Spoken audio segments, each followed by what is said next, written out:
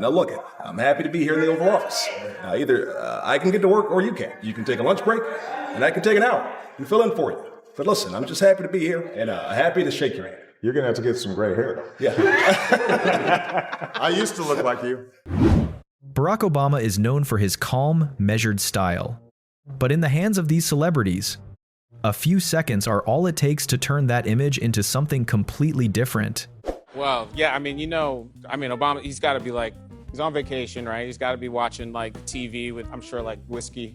This is some messed up stuff here. Yeah. Michelle, top her off, Michelle. Top her off. Okay. Yeah, well, you done did it now, America. Michelle, where am I from? Where am I? Because I'm confused at a certain point. Where am I from? I'm Hawaii. Well, Mela Kaliki Maka, mother. To holler at him, I think he was a little bad. Because even if they're like, Mr. President, you're just so wrong, you're the worst. The backstage atmosphere was still serious, until Fred and Bill stepped into their Obama impressions. From there, the joke kept going in directions no one saw coming. They did a bit for a really long time on set, which was them being Barack Obama talking about his trip to LA. The idea was that he was at the base of the Capitol Records building talking to a ton of people, just talking about his time in LA. Today I went to Amoeba Records. Yeah. I went down to Venice Beach. Where in the 60s, a band taught us that if we work hard, we can break on through to the other side. We did it forever. The way you're enthusiastic now, if we did this for another 3 hours. But why he's like, I visited the set of Two Broke Girls. Oh, yeah. I went to a table read. for Two Broke Girls. A few moments later. On his own stage, Chris Tucker brought back the famous Obama and Bin Laden moment. Only this time, he told the story in a completely different way. But Barack knew he was gonna get back in office when he got Bin Laden. Remember when he got Bin Laden? He knew it. He came out there, man. He was ready. He did that. He was fronting the White House lawn. He was ready. He said, no, I got this. America, Lottie Dottie, we got Bin Laden. Got his ass. We got him. We got him yesterday in Pakistan, 400 hours. I sent the SEAL team over there to get him.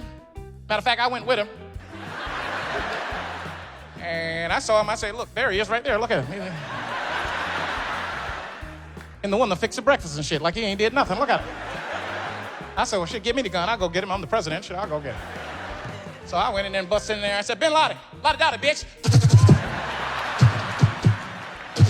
5 minutes later. What happens when you use the president's calm, measured voice? To talk about a heated sports debate, Keegan-Michael Key showed exactly how. How would President Obama, what would he have to say about the Super Bowl? We're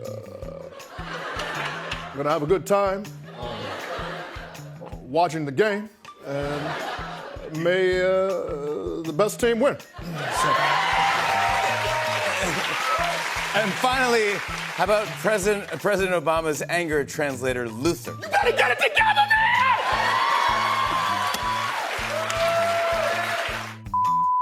So we're standing face to face, and he asked me, he was like, so what kind of rinse are you using in your hair? Because my hair was black. And I was like, what? What kind of rinse? What kind of rinse are you using? And I said, I don't use any rinse. And his hair is salt and pepper, so he was like, what kind of rinse? He was like, wait a minute. And I said, actually, Mr. President, you're actually, I'm actually 3 months older than you. You're like born in August. So that's not making me feel any better. Ike Barinholtz had barely started his Barack Obama impression on The Jennifer Hudson Show, when the host immediately had to admit something. You can do an amazing impression of Obama. Can you please do it for me? Folks, real quick, I want to talk about Jennifer Hudson. Now, let me be clear. Whoa. Let me be clear. I voted for her on Idol. She was my favorite Idol ever. I watched you win that Oscar with Michelle. And now you have your own show, and I just want to say, congratulations.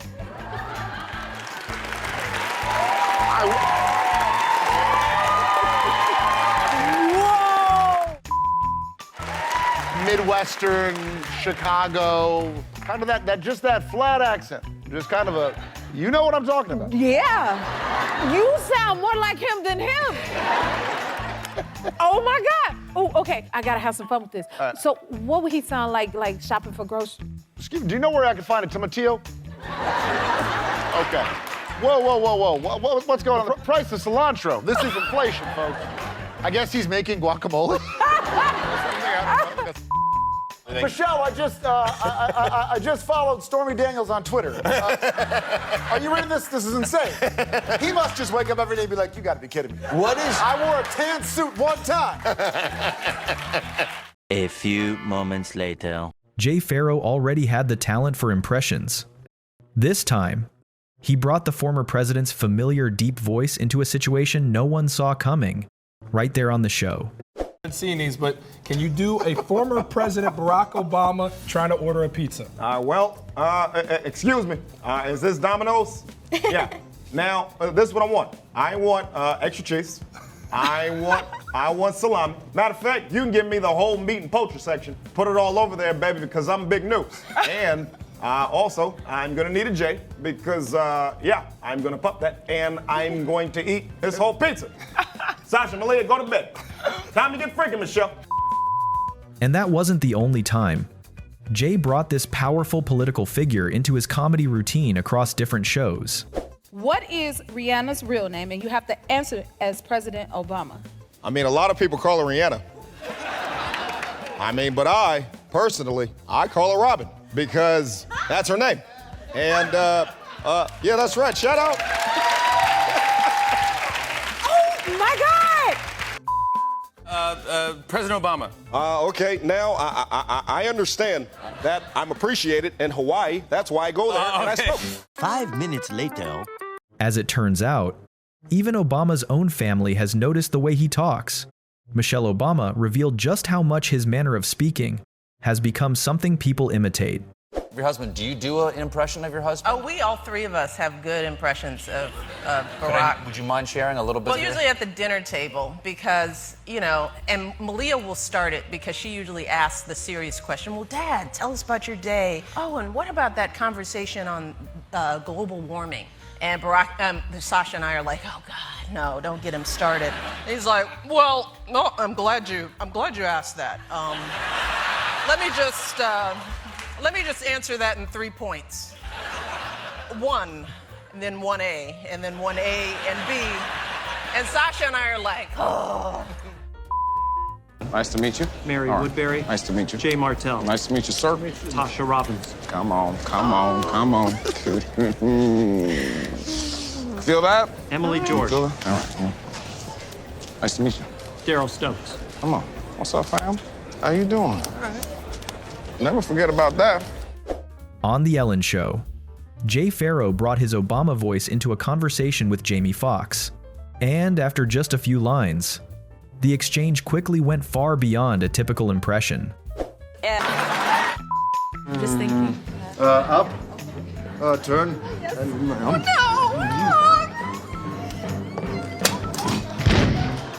Mom, do something. It's the first floor, don't worry about it. Okay, old man, you go now.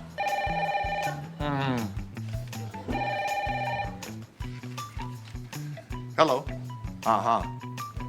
AIG need more money. 40 billion. Well, you listen to this. A few moments later. Unlike impressions that focus mainly on the voice, Dana Carvey also captured Obama's full range of energetic mannerisms. No, I'm a casual observer. I like to watch the people. Obama came out, rock star of all time over the weekend. Yeah, and he did this thing with his hands going, you gotta vote. And he had people behind him, and he started brilliantly just, you gotta vote. You gotta vote. You gotta vote. I thought, this guy, what? He's the greatest orator of this generation. He is something else. You watch him, and you're like, Obama would say something like, when I see that you're having a period of discomfort, I can experience compassion. What in the God's name?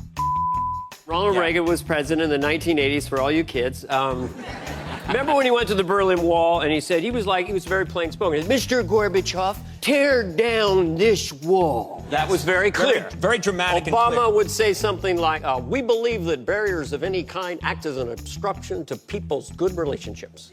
Affion Crockett didn't just imitate Obama on the surface. He broke down the little details that make the former president's style so recognizable. Barack has that slow hesitation. You know, you gotta get that. Oh, now look. It was very. Oh, look. Happy birthday to me. And George. And everybody pulls over the other.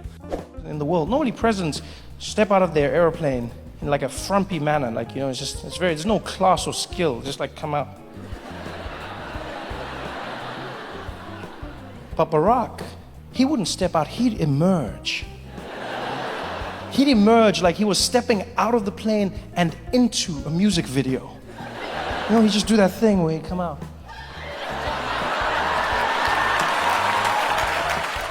Five minutes later.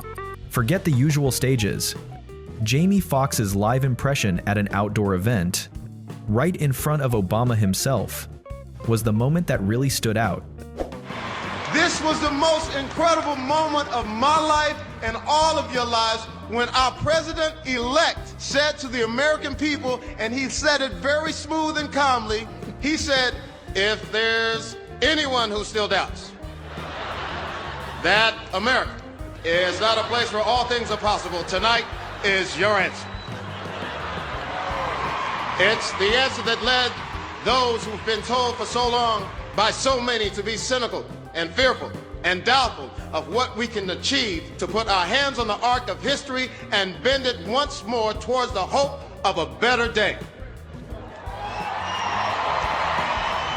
It's been a long time coming, but tonight, because of what we did at this defining moment, change has come to America. And Jamie Foxx wasn't the only one. Jay Farrow had a memorable moment like that too. I fully dressed up as Obama, and I had to come down and read these things with him, and he was standing at the bottom of the stage. He was there. And as I'm doing the impression, I'm looking over him. I'm like, you all right? And he looked at me, he literally goes, he's like, nah, you're good. Keep going, you're good. As a matter of fact, this is insane! As a matter of fact, I'm gonna do the jokes and then you're gonna run the country. I said, hell no. I took over the campaign with bottles of champagne. And I drank it all. I'm surprised right now I don't have alcoholic poisoning. Thanks to you, if I die, well, you assassinated the first black president. All it took was a familiar voice and a few signature gestures. These celebrity impressions turned Obama's calm demeanor into the perfect setup for non-stop laughter. Well, the thing about President Obama is, for me, it kind of evolved because at first I was like real nasally with it. Like, I am President Obama. And then, you know, that wasn't good. People were like, he doesn't sound like him. And then with the SNL, talked to Steve Higgins, and he said, talk from the back of your throat, pause. And what I did was I just started doing that. I was just like, if I talk from the back of my throat, and then all of a sudden, I sound like Obama. Boy, you really did. I told you I was gonna break it down today. I'm not gonna lie to you. He did good for Barack. Barack was like, God damn, that was good. Shit. Bill, that was a good ass speech. Damn, I thought you was running for president. God damn. It was so good. It made it hard for me. How the hell am I gonna follow that, Bill? Well, do what you gotta do, bro. I told you I was gonna set you up. And that's what you wanted, that's what you asked. You want 4 more years, you called on your boy Billy, I'm gonna do it for you.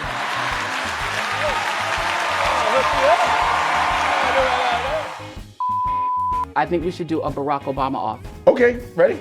Okay, you can do it? I can do Barack Obama. Okay, let's see. So, it's good to be here. Thank you all for having me on the show. And you look very nice. You look very appropriate. that is an appropriate outfit. You, on the other hand, I'm not sure. You sound like Joy Obama. Joy Obama. That's my Obama. I think it's pretty good. Hello. I talk like this. And I say hello. And I speak this way. That's how I talk. You got the pattern. It's the pattern. You got the pattern. Okay. Well, Joy, let me. Now watch this. Watch this. Let me just say. It's pretty good. Look, I appreciate it, but I don't talk like that. Michelle, come check her, Michelle. The thing about President Obama, he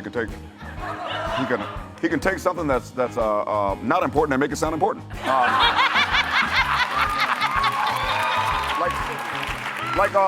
For instance, let's talk about Kellogg's Frosted Flakes. They're part of an essential breakfast. Tony the Tiger wears this bandana, so he's very, very swanky. On top of that, Kellogg's Frosted Flakes are great.